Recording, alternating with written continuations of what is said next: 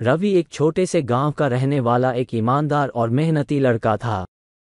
उसकी माँ बीमार थी और उनके पास इलाज के लिए पैसे नहीं थे। एक दिन रवि ने गांव के पास के जंगल में लकड़ी काटने का निर्णय लिया ताकि वो कुछ पैसे कमा सके। जंगल में काम करते समय रवि को एक पुराना खूबसूरत संदूक मिला। संदूक पर लिखा था, खोए हुए वचन का रहस्य। उत्सुकता से भरा रवि ने संदूक को खोला और उसमें एक पत्र और एक नक्शा पाया।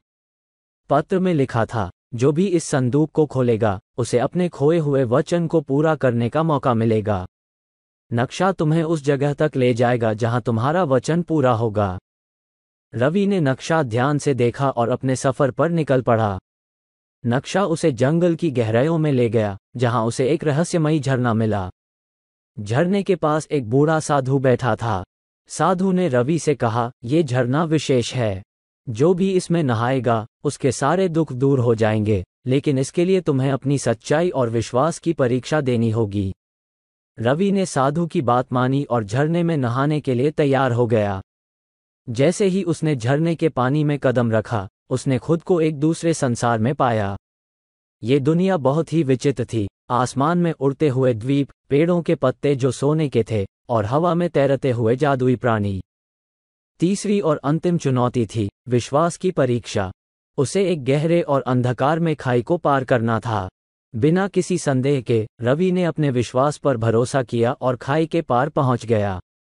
जैसे ही उसने अंतिम कदम रखा, उसे एक सुनहरी किताब दिखाई दी।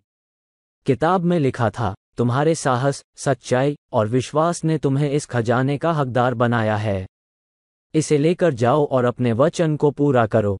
रवि ने किताब को खोला और पाया कि उसमें उसकी मां के इलाज के लिए आवश्यक सभी जड़ी बूटियों का वर्णन था।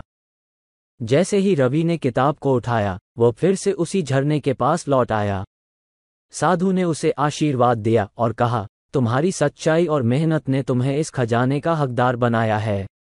अब जाओ और अपने वचन को पूरा करो। रवि ने किताब में लिखी जड़ी बूटियों को इकट्ठा किया और अपनी मां का इलाज किया। कुछ ही दिनों में उसकी मां स्वस्थ हो गई। रवि की इस अद्भुत यात्रा ने उसे सिखाया कि सच्चाई, साहस और विश्वास से किसी भी चुनौती का सामना किया जा सकता है। उसकी कहानी ने गांव के अन्य लोगों को भी प्रेरित किया कि वे अपने जीवन में सच्चाई और साहस का पालन करें।